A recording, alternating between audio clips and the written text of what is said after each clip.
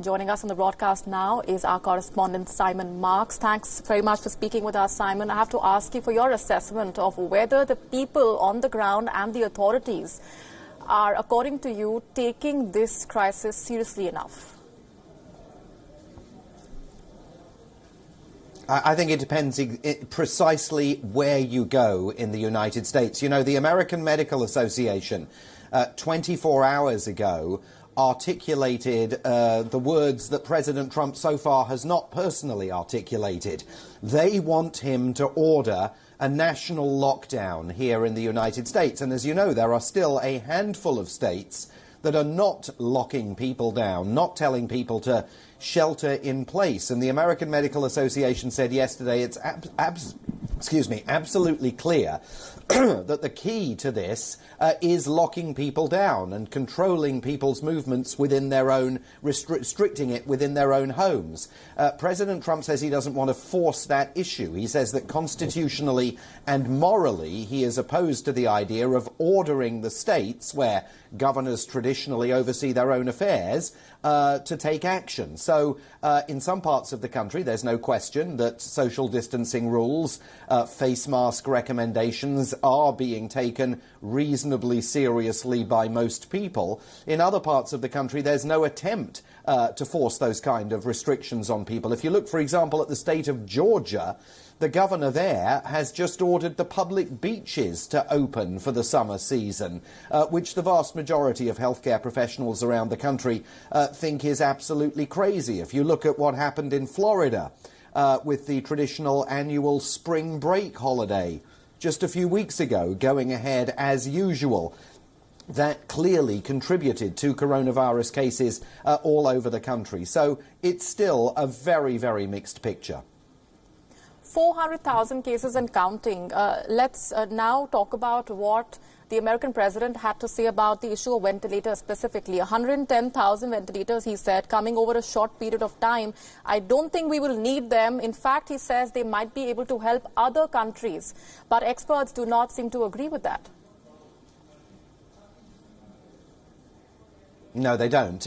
President Trump, throughout this crisis, has suggested on a continuing basis that hospitals and some states are asking for more equipment than they need. Now, if you look at the situation in New York City, Mayor Bill de Blasio has said within the last 24 hours that at the moment the city is able to cope with the number of ventilators that it's got, that they don't need the additional tens of thousands of ventilators immediately to be shipped to the state. But the difficulty here that all the public health officials face, and the difficulty that hospital systems across the country are facing, is that it's very difficult for them to predict exactly which direction their various curves are going to go. So while you're seeing now in New York the number of new infections gradually slowing, New York still yesterday notched up a record number of deaths in one 24-hour period. Indeed, if you look at New York City right now, the death rate there has just surpassed 4,000 fatalities. There are other cities all over the country, Chicago, Los Angeles, Detroit, New Orleans in Louisiana, where they haven't yet experienced their peak of infection. So public health officials on the president's coronavirus task force are nowhere near as confident as he is that the country has enough ventilators. But he suggested yesterday that the UK had asked for 200 American ventilators to be shipped to the National Health Service in Britain, and that he was looking at fulfilling that request because he felt that the national stockpile here was sufficient to deal with America's needs. Right, and in New York, the epicenter of the outbreak in the country, doubling of fines for breaking the social distancing norms from $500 to $1,000. Now, to what extent are the people on the ground actually following those restrictions? Well, Governor Andrew Cuomo has been relentless about urging people to they just are not. He's been particularly critical of young New Yorkers, saying that he was closing the city's playgrounds in New York City because so many people were gathering for basketball.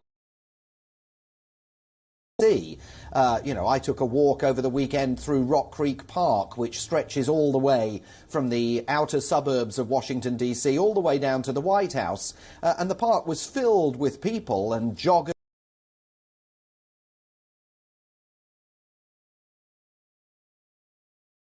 Not wearing face masks in accordance with the guidelines. So it's very, very difficult for authorities across the country and in New York really to enforce these lockdown measures.